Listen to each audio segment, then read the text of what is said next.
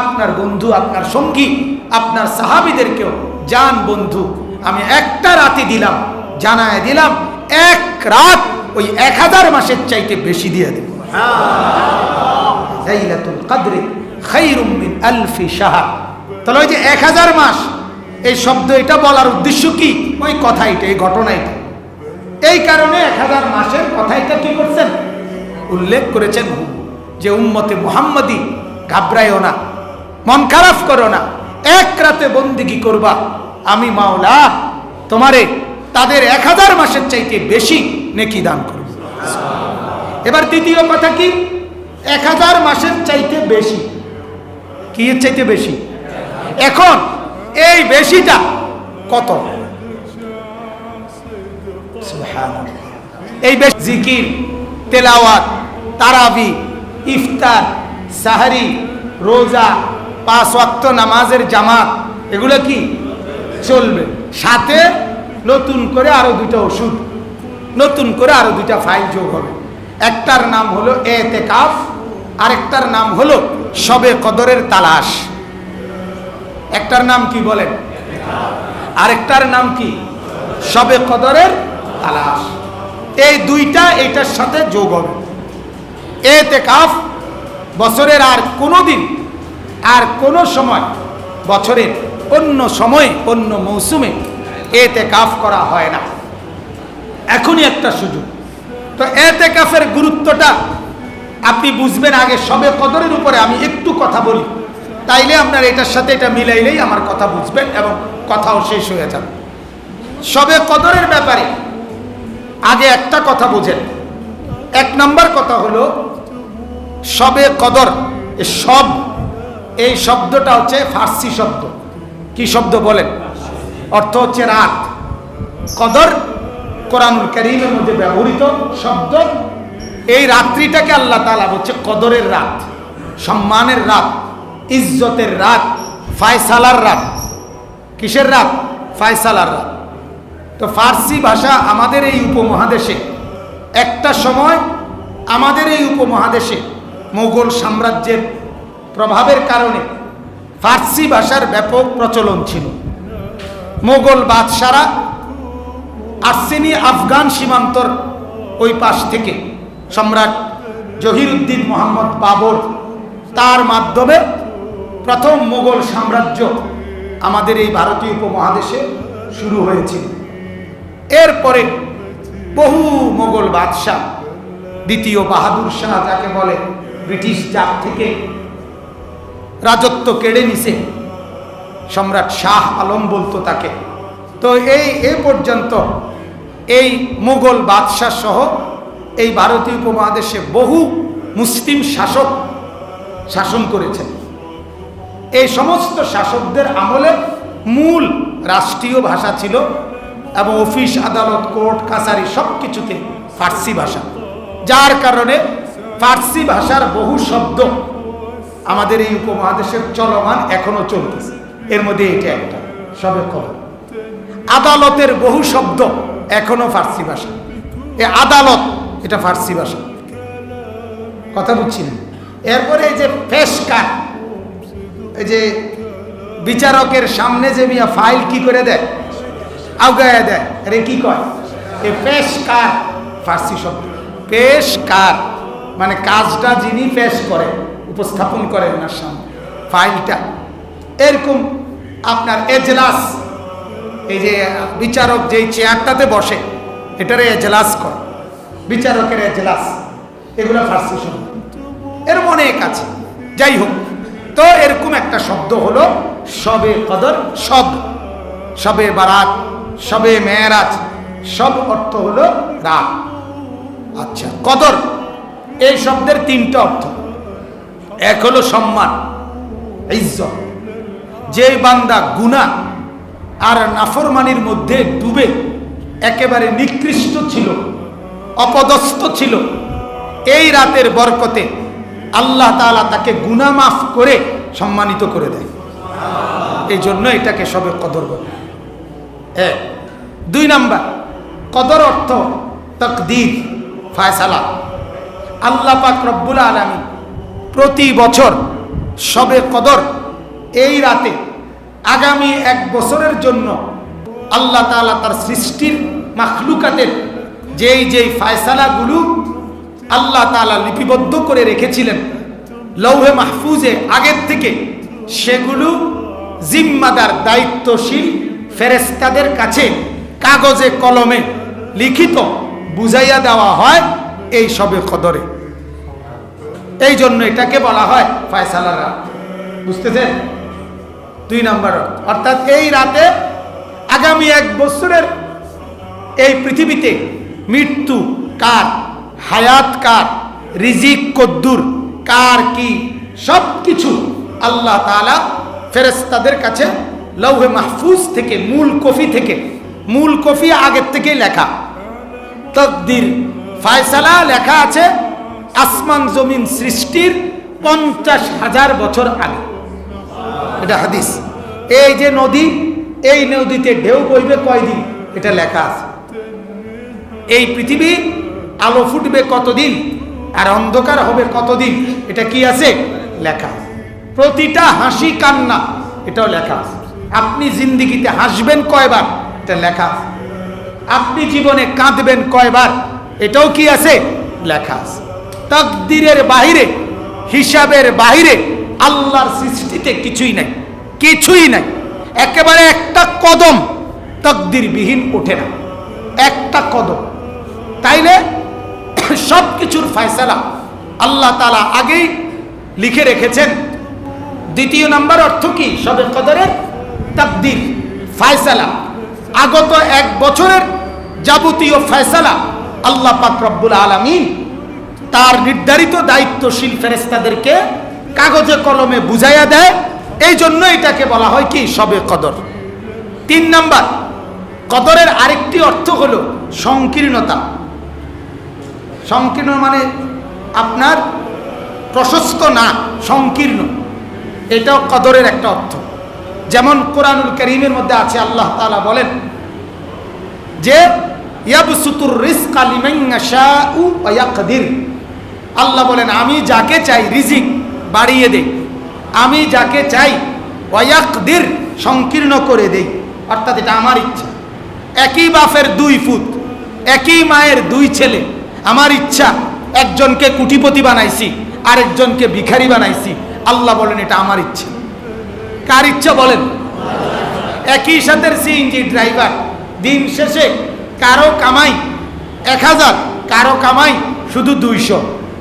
কার ইচ্ছা? আল্লাহর ইচ্ছা। একই সাথে চা দোকানদার, মুদি দোকানদার, সবার দোকানে চা, বন, বিস্কুট সমানভাবে আছে, কিন্তু বেচা কিনা সমান। কথা বলেন না সমান? কেন এরকম?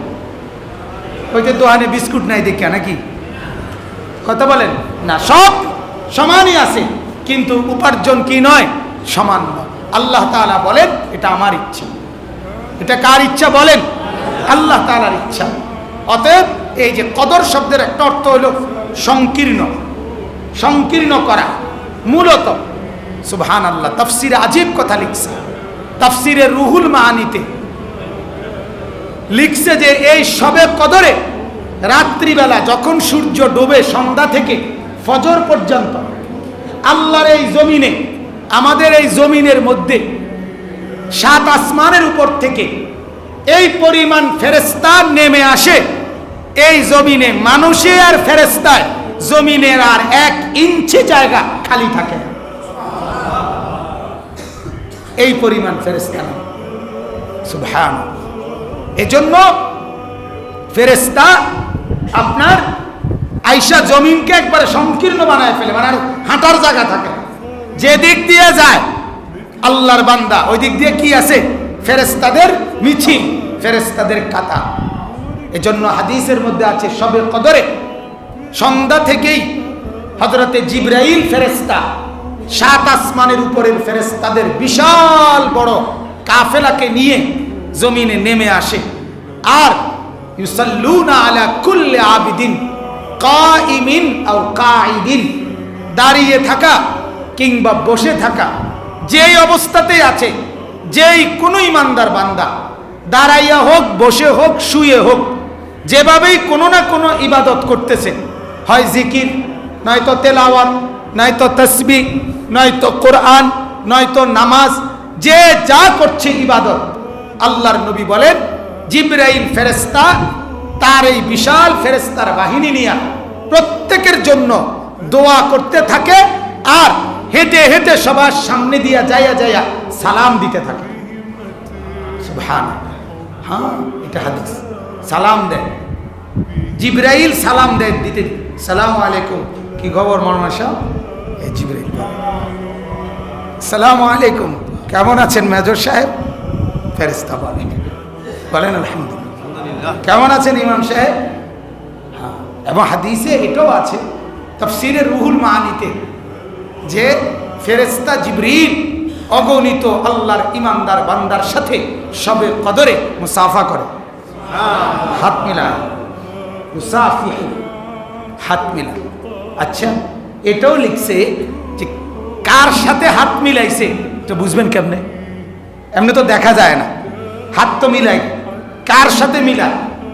দেখবেন তাফসীরে লিখছে যার চোখে পানি ঝরছে আর আল্লাহ তাআলার ইবাদতে অনুনয় বিনয়ের সাথে আল্লাহর ইবাদতের মধ্যে মশগুল আছে, বুঝতে হবে তার কলিজা নরম হয়ে গেছে, চোখে পানি ঝরছে, আল্লাহর ভয় কলিজার মধ্যে চলতেছে। এটাই প্রমাণ করে জিবরিল ফেরেশতা তার ফেরেশতার বাহিনী নিয়ে তার সাথে মুসাফা। সুবহানাল্লাহ। সবে কদর। তো এজন্য জমিন কি হয়ে যায়? ফেরেশতাদের ভিড়ে সংকীর্ণ হয়ে যায়। তাফসীরে রুহুল মাআনিতে লিখছে ফেরেশতা, যত ফেরেশতা, এটা আশ্চর্য কথা শুনেন, কোন ফেরেশতা এক সেকেন্ডের জন্য আল্লাহর নাফরমানি করে না। কি করে না? সিস্টেমে নেই। ফেরেশতা অনেকটা রোবট সিস্টেম, কথা বুঝছেন কিনা? অর্থাৎ যেইটা যেমনে যাকে যেই ইবাদতের জন্য বলছে, যেই কাজের জন্য, সে তার ব্যতিক্রম কিছু করার মতো শারীরিক যোগ্যতাই তার ভিতরে নাই। এর নাম ফেরেশতা। ফেরেশতা এমনই যে তার আর উল্টা কিছু করার সিস্টেমে নাই, তার শরীরেই সিস্টেম নাই। কথা বুঝছেন কিনা বলে? একটা ফ্যান যদি ঘুরে, বিদ্যুৎ স্টেশনের বিদ্যুৎ না গেলে অথবা আমরা সুইচ বন্ধ না করলে ফ্যান নিজের থেকে বলার কোনো ক্ষমতা নাই যে ভাই আমারও তো একটা যান, 2 ঘন্টা ঘুরছি আমি, আমার 10টা মিনিট কি করতে হবে, আমার তো একটা শরীর, এই কথা বলার ক্ষমতা ফ্যানের বাপেরও নাই। আসেনি কথা বলেন? তাইলে এটা চলতেই থাকে। ফেরেশতাও এরকম, আল্লাহ তাআলা যাকে যেই কাজের জন্য তৈরি করছেন সে শুধু এটাই করে। আজীব কথা আছে তাফসীরে, হাদিসেও আমরা পড়ছি, যেই ফেরেশতাকে আল্লাহ বলছে তুমি সুবহানাল্লাহ পড়ো, কি পড়ো? আলহামদুলিল্লাহ যে ফরজ যায়, আপনারা এটাও জানেন, বুঝেন নাই? উনি এটাও আর জানে না যে আরো তাসবিহ আছে, ওনারে বলছে, আমারে বলতে কইছে কি সুবহানাল্লাহ, উনি এটাই বলতেছে, এর নাম ফেরেশতা।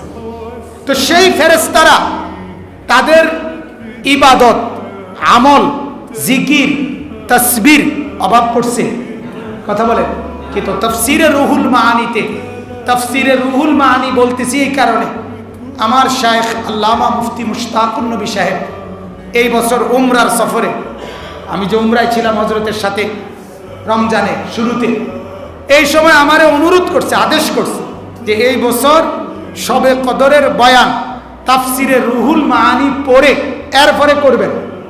আমারে ওখানে ওয়াদা করাইছে মক্কা শরীফ, বলছে যে কোন পড়বেন তো? আমি জি হুজুর ইনশাআল্লাহ পড়ব। এজন্য ওইটা পুরা পড়ছি, বিরাট আরবি তাফসীর, অনেক সময় লাগছে পড়তে, এই জন্য বারবার এই তাফসীরের নাম বলছি।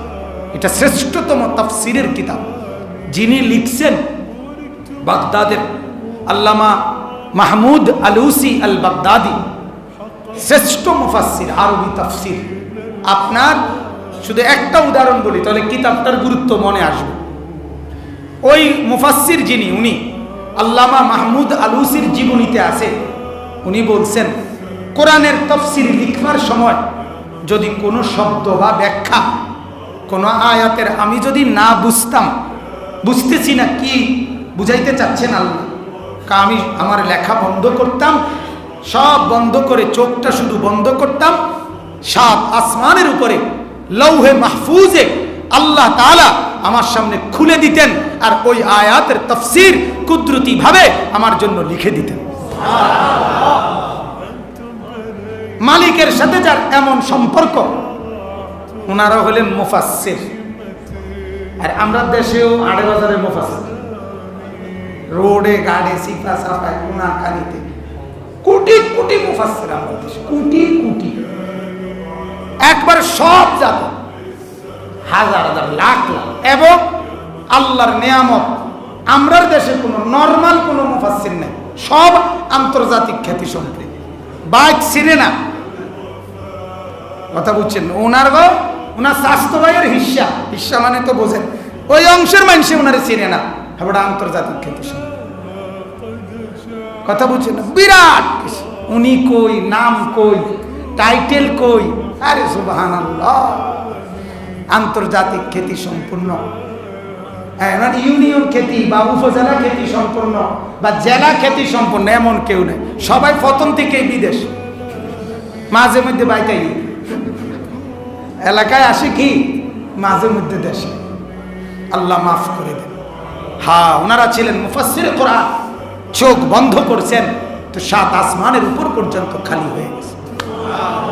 তাফসীরে রুহুল মাআনিতে লিখছে, ফেরেশতারা যাদের নেকির কোনো অভাব নাই, এত বিপুল পরিমাণ নেকি থাকার পরেও শবে কদর এই পরিমাণ দামি, শবে কদরের নেকি এত দামি, শবে কদরের মর্যাদা এত বেশি, জিবরাইলের মতো শ্রেষ্ঠ ফেরেশতা, ফেরেশতাদের সর্দার পর্যন্ত আল্লাহর কাছে আবদার করে, আল্লাহ আমার যা বন্দিগি তার চাইতেও আমি বেশি দামি মনে করি শবে কদর। আর শবে কদর যেহেতু আপনি শুধুমাত্র উম্মতে মুহাম্মদীকে দিছেন, অতএব জমিনে না গেলে শবে কদর পাওয়া যাবে না, এজন্য আমি যেতে চাই জমিনে, আমার লাগবে শবে কদর, শবে কদর আমারও দরকার।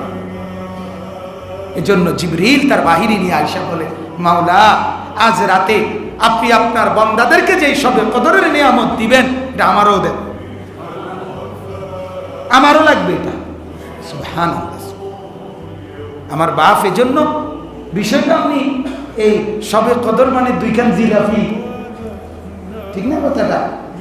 ছোট 1 ফুটলা বিরিয়ানি দুপুরে রাইন্দা প্যাকেট করছে, ঠান্ডা হইয়া দাম শেষ বিরিয়ানি দিছে রাতের 3টায়, কথা বুঝছেন? এই 1 ফুটলা বিরিয়ানি, এটার নাম শবে কদর, এটার নাম শবে বরাত। আমরা তো এটাই মনে করি, কি এটাই মনে করি আমরা তো এটাই। 1 প্যাকেট বিরিয়ানি, 1 প্যাকেট খিচুড়ি, 2 খান জিলাপি, অথবা 2 খানের জায়গায় বেশি 4টা জিলাপি দিল, কথাটা বুঝেন নাই? নাহলে 8টা জিলাপি দিল, তো কি শবে কদর কি অর্জন হলো এতে বলে? হ্যাঁ, এজন্য বাপ এবার শুনেন জরুরি যে কথা, 1 নাম্বার তো বুঝলেন শবে কদর রাসূলুল্লাহ সাল্লাল্লাহু আলাইহি ওয়াসাল্লাম এবং আল্লাহর কোরআন, শবে কদরের অর্থ তো বললাম। এবার কোরআনুল কারীমে শবে কদরকে আল্লাহ তাআলা কি পরিমাণ গুরুত্ব দিয়েছেন, এই 2টা কথা আর বলবো, এরপরে আমার কথাটা শেষ। 1 নাম্বার হলো শবে কদরকে আল্লাহ তাআলা কি পরিমাণ মর্যাদাবান বলেছেন। এইখানে আল্লাহ এই সূরাতে আল্লাহ তাআলা বলেছেন, এটাই বলার জন্য পড়ছি, লাইলাতুল কদরে খায়রুম মিন আলফি শাহর। আল্লাহ তাআলা বলেন, নবী আমি আপনাকে শোনাচ্ছি শবে কদরের মর্যাদা কত। আল্লাহ বলেন 1000 মাসের রাতের চাইতেও বেশি। কয় হাজার মাসের রাতের চাইতেও কি? আবার বলেন 1000 মাসের রাতের চাইতেও বেশি। এখানে 2টা কথা। কয়টা কথা? 1000 মাস, এই কথাইটা কেন বললেন? এটারে এভাবে কইলেন কা? এটারে বছর বানাই দিলে কি হতো? কথা বুঝেন না?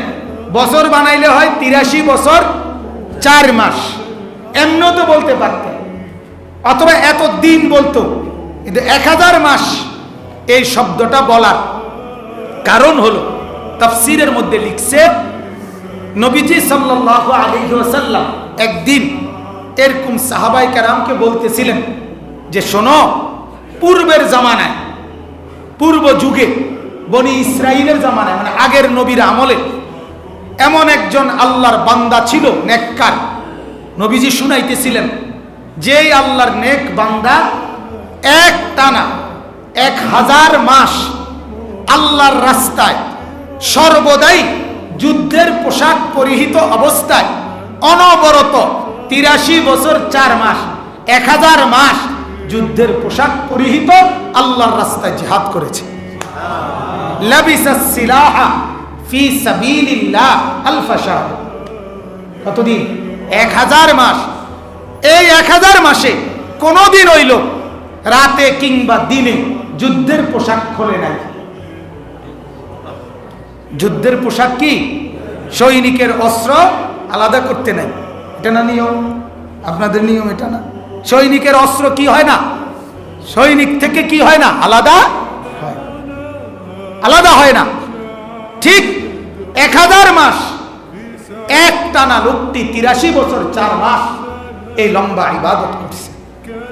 আল্লাহ নবী সাল্লাল্লাহু আলাইহি ওয়াসাল্লাম যখন এই কথাটা বলছে, একটা বর্ণনা, আরেক বর্ণনা আছে ওই লোকটি ওই 1000 মাস সারা রাত ইবাদত করত, সারা দিন জিহাদ করত, আল্লাহর রাস্তায় যুদ্ধ করত, এভাবে কাটাইছে।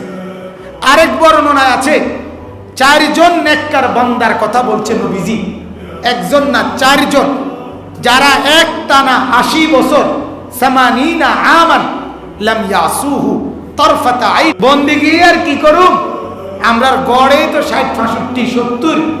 আপনি বলছেন, নবীজি বলছে আমার উম্মতের গড় আয়ু মা বাইনা 60 ওয়া 70, 60 থেকে 70 এর ভিতরে।